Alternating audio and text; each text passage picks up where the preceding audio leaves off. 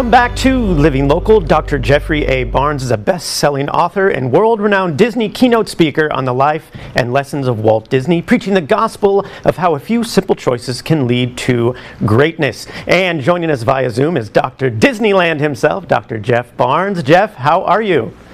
I'm doing great. Good morning, Tristan. Yes.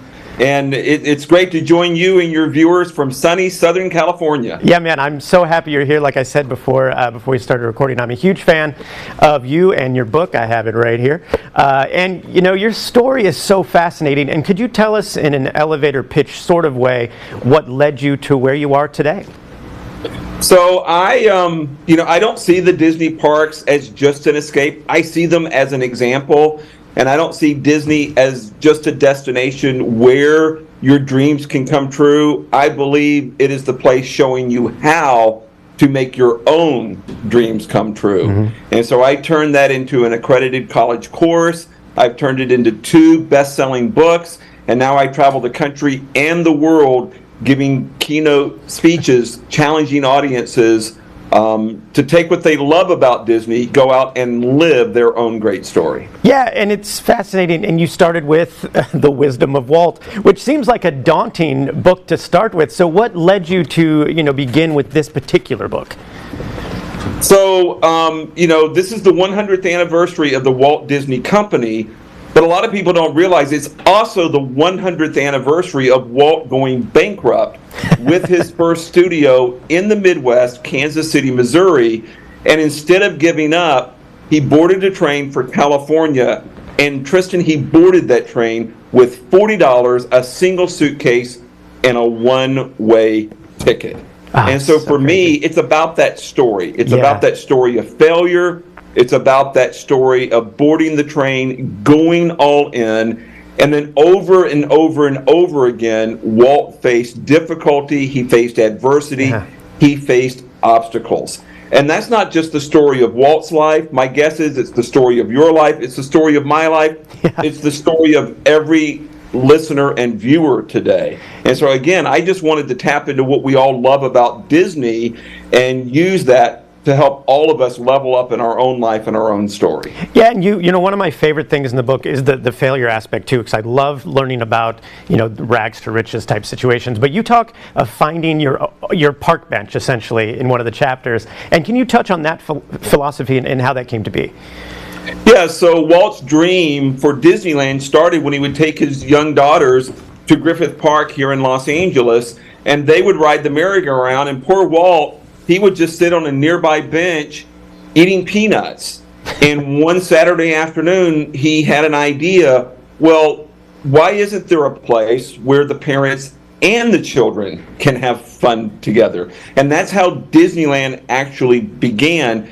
And what I'm convinced of is that every one of us has some sort of idea, a crazy thought, some kind of dream. It might not change the world the way that Disneyland did, but it would at least change our world. We just need the courage to get up off of our park bench and start taking action. Yeah, and something you talk about too is, you talk a lot about how sometimes you don't have to have the plan, you just need to just go. And I absolutely love that. And so your next book, Beyond the Wisdom of Walt, is available now too. Now, what sparked that idea?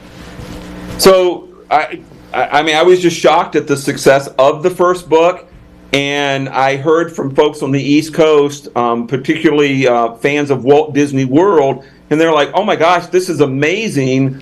What about us? What about Walt Disney World? And I, sort of like Walt never believed in sequels. He always said there would never be another Disneyland.